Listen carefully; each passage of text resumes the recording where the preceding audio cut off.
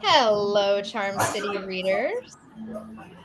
I'm Charissa, and I'm here with Ryan Hale, the very talented Ryan Hale, who is the author of, I think I counted today in that post you made, Ryan, 20 books?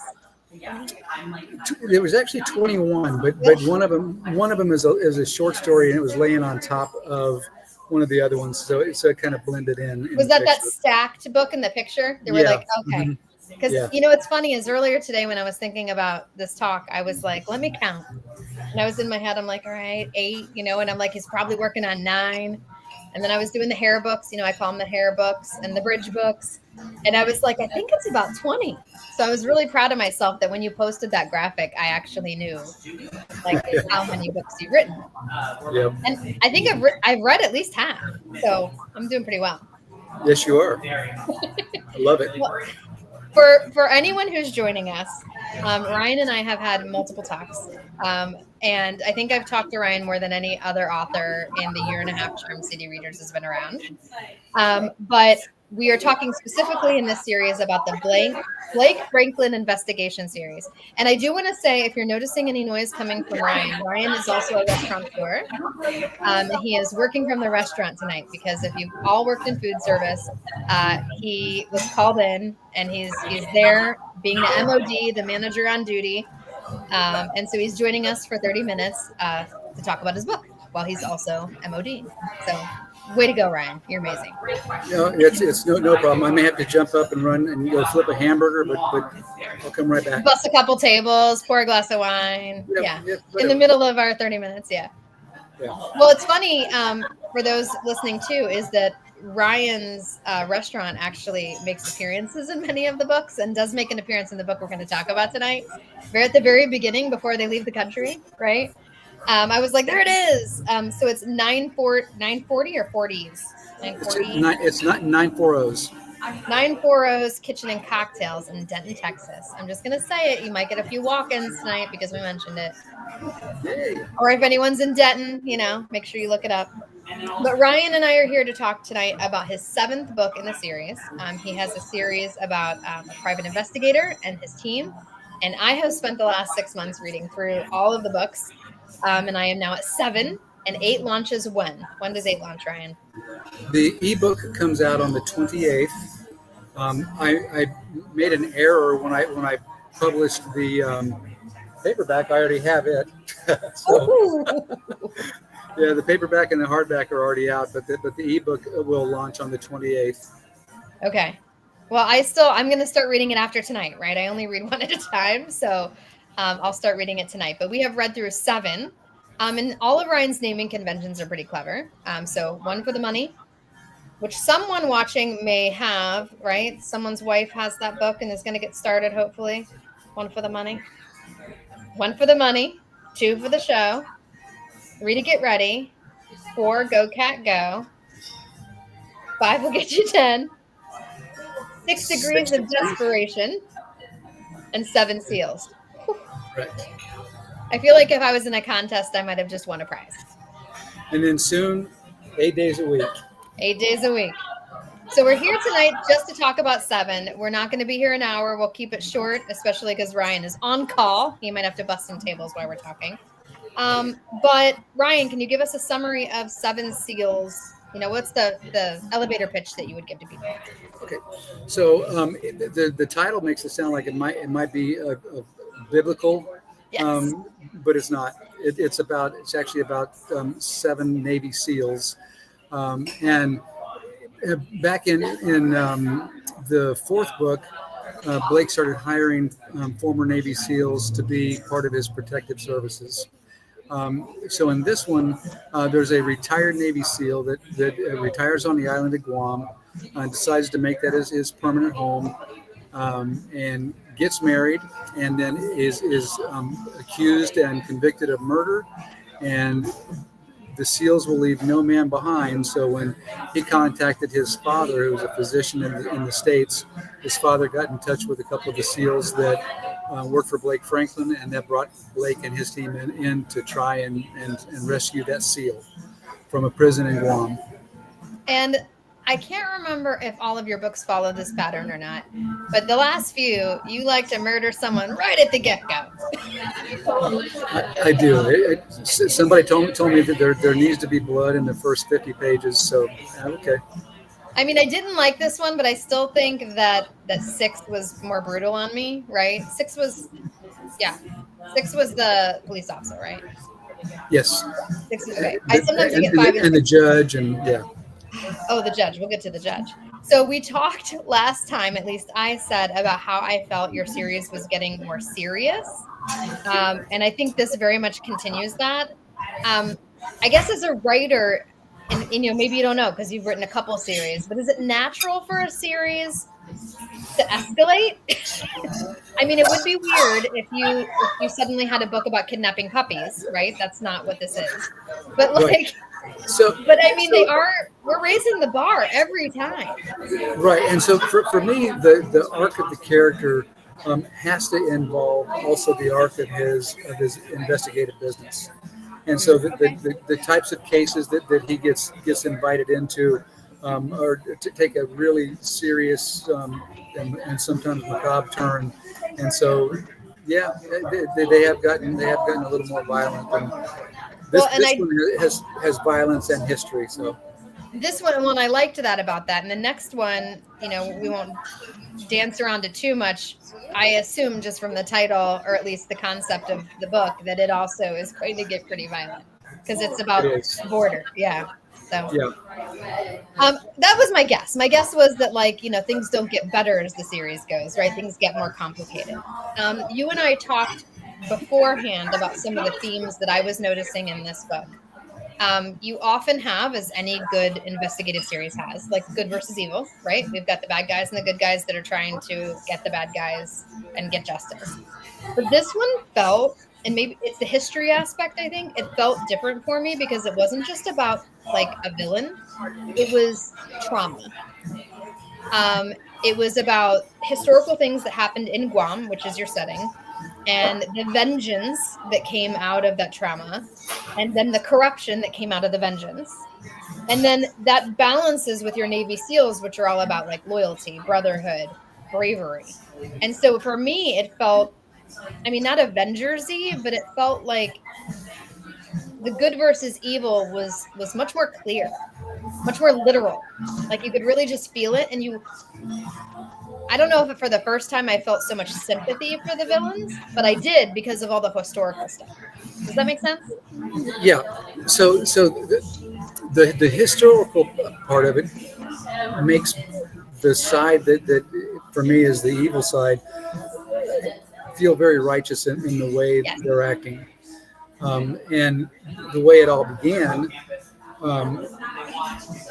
makes it completely understandable that hatred would build and fester and just become worse and worse over time. When I lived there in the 70s, I came against the group that I described them in. And they're very real, and they did some horrible things while I lived there. Okay, so, let's get into that because you've talked before about how you are an Air Force kid, and you lived there for how long? I was there for just about 2 years. So, in case you missed it, folks, Guam. We're talking about Guam, which is very far away. I looked it on the map, and I don't know why I thought it was closer. It is not close. Yeah, it's a long way. It's a long way. Yeah, I was like, wait a minute, how far? And then, I'm 48 years old. I should know where Guam is, but I didn't. But, so you lived there, and how old were you when you lived in Guam? 15 and 16. Yeah. That's already a rough time. Yeah. And so our high school and junior high I guess it was 14 and 15 because I turned 16 when I came back. So 14 and 15, but our schools were off base. We didn't have any schools on base at all. So, and we were not wanted on the island. It was the first time in my life that I was ever a minority, and I was hated for who I was. So it was a bad experience. The island paradise side of it, you experience the first time you go to the beach, which is usually like the first or second day you're on the island, and after that it's downhill. and so it was kind of rough for 2 years. Well, and teenage years aren't good anyway. Like No. they're hard anyway. Right. So that was one of my questions, whether or not you lived on or off base, because you have a lot of communities and neighborhoods in this. Yeah. So it's the whole island is only 28 miles long and 8 miles wide at the widest point. So I saw the island. You can drive in a couple of hours and you can completely go around the entire island. So you made a joke about that it takes you 20 minutes to get anywhere, right? In the book, let me guess, it takes you 20 minutes. Yeah, 20 minutes. Yeah. So you lived on base, but you went to school off base with the folks in Guam, all the kids that live there. Yep. Mm-hmm. Yep. So one of the things you talk about, and I'm not going to pronounce this word right, the massacre. That's a real thing. How do you say that word? The massacre that happened in World War II. I don't remember what that was the massacre that kind of triggered this whole. Yeah, it happened. It happens in Jigo, and it was where a bunch of teenagers were forced to carry supplies by the Japanese soldiers, and then they slaughtered them after they reached Jigo. It was a true story. Yeah, well, I looked it up, and I love a book that makes me look up history to see like what. There is not a lot of information on that. I'm like, the Wikipedia page is like this big. You know what I mean? Like, there's nothing. And so I felt that even in your story, you gave some weight to this horrible thing that happened that most of us would never hear about. And again, going back to the theme that we were talking about, you gave them an authentic trigger, for their violence. It's not okay, but you understand it, and you now have sympathy for what these people went through. Right, and that was creative license there. I'm attributing that to that massacre, but I don't know where their hatred actually stems from. I just know that, like, when I was in ninth grade, I had to take history of Guam, and so that massacre was one of the things that we talked about.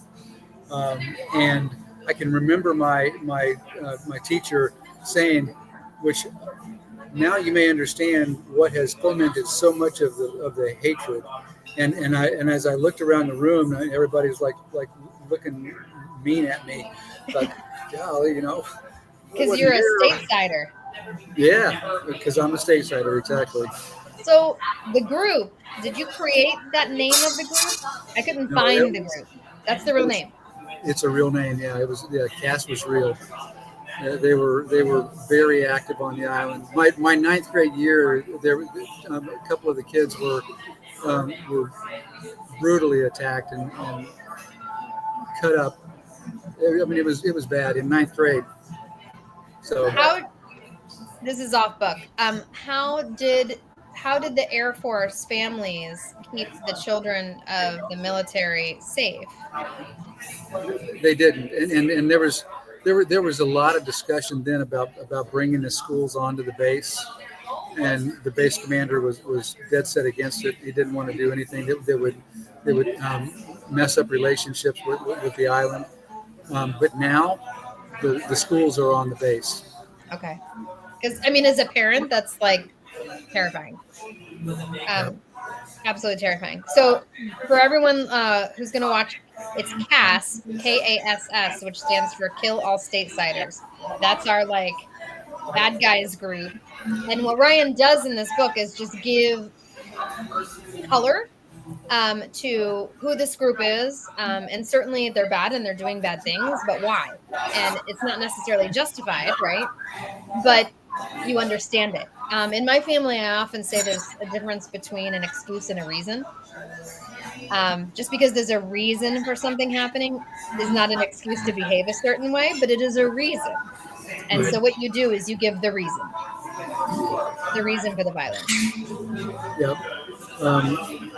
And in the book, it all starts with the massacre and then all of the relationships and so forth that are people who were supposed to be related to the people in there that as the book goes on, are in prominent positions and so forth. And I believe that all of that is true, though I have no proof of it. So, given your own personal experience in Guam and with the violence that can happen on the island, was it important for you to portray Guam in a certain light? Actually, I wanted to present it in as positive a light as possible, even with it, because there's bad things that happen everywhere. Yeah. But I also found while I was there that there's a lot of really, really good people, and I had some really good friends that were islanders, and I've actually stayed in touch with some people Wow. over the years.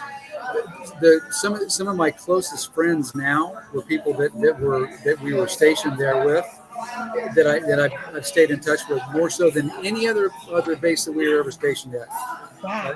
I've stayed in touch with these guys because we were all in the same boat together. Are they still there? Oh no, Yeah. Everybody got off the rock as quickly as they could. The Rock. Okay. Yeah.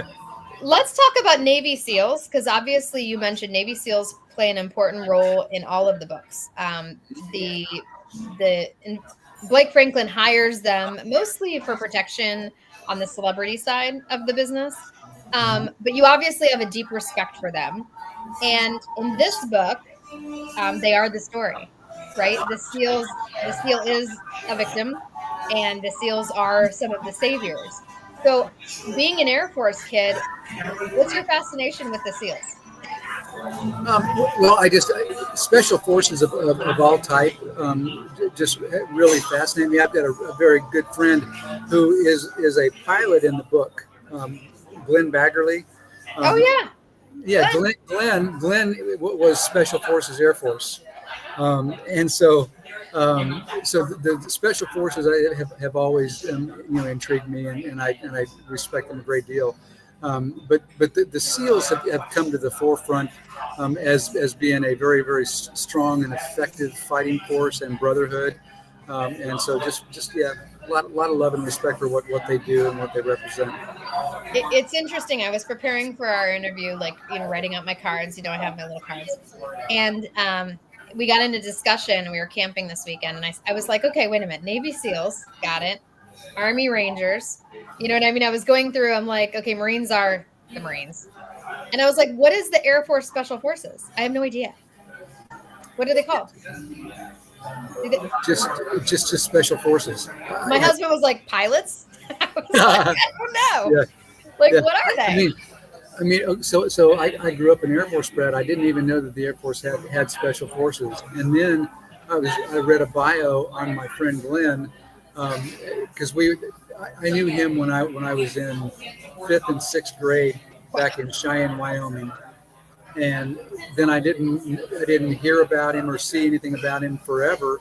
And then about maybe 15 years ago, yeah, I was at work, and I hear over the cubicle wall somebody mentions the name Baggerland. I was like, what? So I ended up looking him up, and I found him, and he was he was the best athlete I ever knew in my life as a kid. He was just amazing, and he ended up being a pitcher for the Philadelphia Phillies. Went to the University of Oregon, and he was Special Forces Air Force. I was what? Special and so Forces you put him in the books. Yeah. He should be. With his permission too. I made him a pilot. So, but then in 5 he also becomes an Overwatch sniper. Yeah, well, he's a big character. Yes, he's a big character in these books. Yeah. Okay, so thoughts. My reflection so far on the series, especially because I feel like I know you pretty well now, like we're friends. Is there so much of you in these books? Of course there would be, but you're a person of faith. And that comes out a lot, especially with Sharon. We love Sharon, Right. main character, but also book 2 is a lot about faith and religion and that challenge. I know you're not political, but you have opinions, and some of those opinions came out with the judge right in the last book. And you and I talked about that, danced around that a little bit.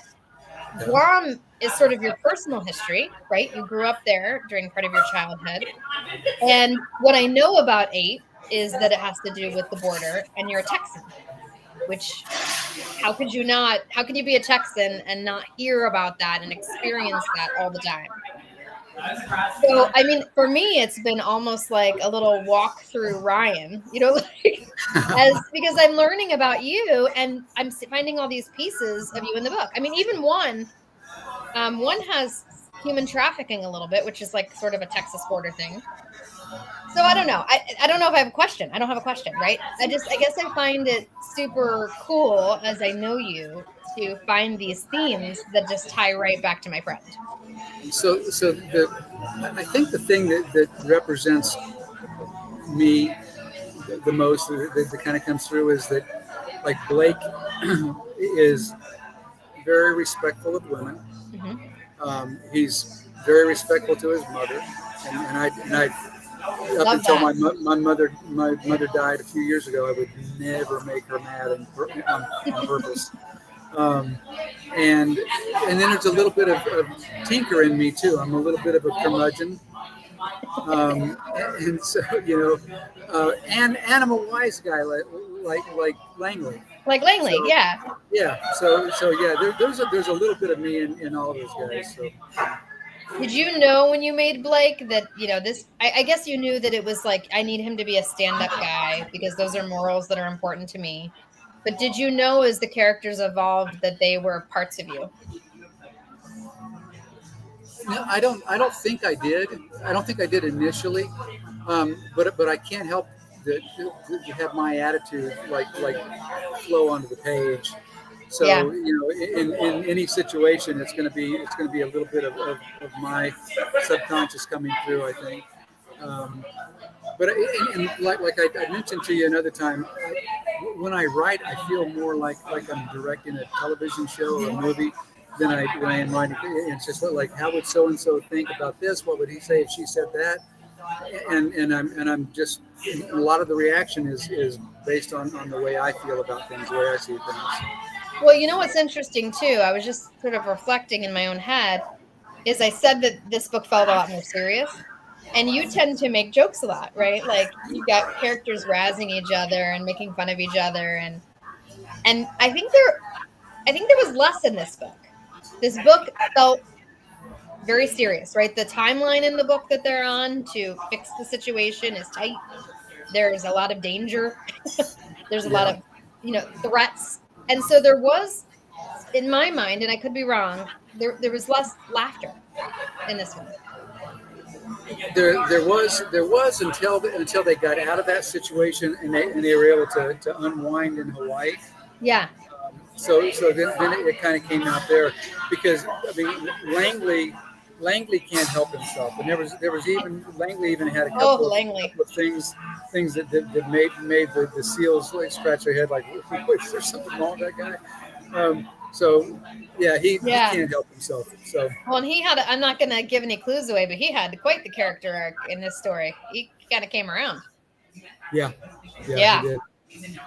All right, so we're at 23 minutes. I wanted to mention, obviously, your restaurant's in there. I'm going to notice that. I don't know if you know that you had a Maryland reference. I like to point these out.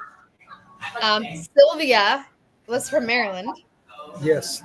So I noticed them now. Again, I'm sure it wasn't because of me. Yeah. But I'm like, and that's where Glenn's parents are from also.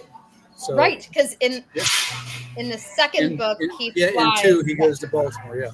See, okay, I remember. It's funny. I wrote something down here, which I ended up being wrong. You have a character, one of the lieutenants who was a historical character who had been murdered in the past, was Walter Brumley. And I was reading it. I highlighted it because I was reading with Kindle, and I was like, "Is that Walter Brimley? Remember Walter Brimley, like the actor?" No, you do. Oh, Wilford Brimley. Wilford. Okay, so this is just my brain making parallels because I was like, "Did you name that character?" Which is interesting because Wilford Brimley is who I'm picturing when I'm writing about Tinker.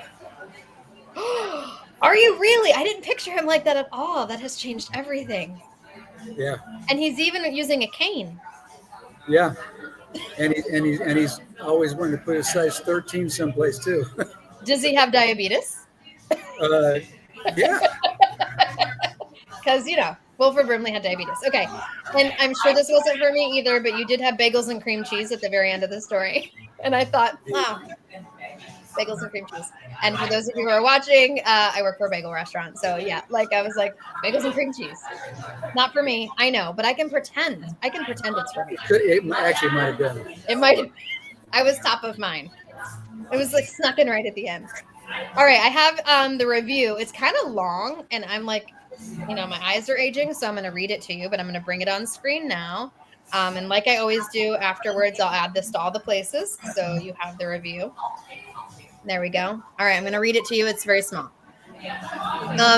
In Seven Seals, Murder in Paradise, Ryan Hale takes our favorite investigative team far from their comfort zone and into the tropical backdrop of Guam. Loyalty and brotherhood clash with vengeance and corruption as the Franklin Investigations team finds themselves completely out of their element and forced to rely on each other and a small team of faithful allies to save a friend. In a world where right and wrong often seem black and white, this story dives deep into the gray. We still root for the good guys, but Hale challenges us to consider what trauma and pain can do to a people and how history shapes both heroes and villains. What I especially loved about this book was how seamlessly Hale wove Guam's history into the narrative. He not only deepens our understanding of how the antagonists are created, but also gives the team and readers a profound respect and fresh perspective of cause and effect. It's a refreshing and powerful evolution within Hale's series. Thank you. Well, I felt very seriously about it. Like it felt different. It felt different. Yeah, it just did. It felt different. And now I'm a little scared to read the next one because I think it's just going to get worse. Yeah, it is. It's pretty intense. All right. I'm gonna finish reading the feel good book that I'm reading, and then I'll dive right in. Okay. Okay. So in summary, I'm Charissa with Charm City Readers. I have read through 7 of Ryan's series, which is the Blake Franklin Investigation series, and I'm about to read 8. 8 has launched in paperback already, but will launch in ebook on October 28th. So get ready to download your copy. Did I see an email that you're looking for ARC readers? Yes. Okay. Yes. So if you want to participate in that, you can go to, is it RyanHaleBooks.com, right? Yes. RyanHaleBooks.com. If you would like to. Well, actually, no. If they want to email me at Ryan@RyanHaleBooks.com, I will. Okay. I'll send them an ARC copy. Sure. Wonderful. So if you are interested in reading it ahead of time, so that way you can have a jump start on our next chat, that would be the way to do that. And he will need your feedback. And then our last chat will be scheduled once I read it, which is going to be in the next 3-4 weeks. Right? Yes, that's right. And I'm working on 9 lives. Of course you are. Seriously. I knew that. When I was counting up the books, I'm sure he's already writing 9. How many are going to be in this series, Ryan? I think I'm probably going to stop at 10. Or pause. Because I've got 2 spin-off series coming off of this one. And so I'm gonna start working on those. Who's spinning off? Well, Randy Tullis, who is the Navy SEAL that they saved. Yep. He's going to spin off, and with some folks that he meets in 8. You'll meet them soon. And then in 9, he's going to be working with a female private investigator named J.P. Johnson, and I'm going to spin off the J.P. Johnson investigator series. Wow. But it's not like you plan ahead or anything. No, can't. Do you have a wall in your house that has all of the character arcs and where they're going? No, I'm a pantser. Oh, okay. All right. I want to see the wall, but okay. So give us a quick summary of 8. What are we waiting for? Tell me. Okay, so in 8, there's a family that sends their children to the United States to get them to safety, and they make the mistake paying coyotes to get their kids to Texas, and the cartel keeps them for ransom, and puts them into human trafficking. Nobody will help the uncle or the cousin who is there to receive them, because they're not U.S. citizens, and so somebody at his church refers him to Blake Franklin, and they get involved. How old are the kids, Ryan? How old are the kids? 10 and 15. Ugh, I have an 8-year-old. It's gonna be rough. Yeah. Poor Chewy, but yeah. All right, I will make sure to do lots of happy things during the day to balance out the trauma of my reading the story about children. Just remember that there's a cartel involved, so it is rough. It is rough. Okay, I'm prepared.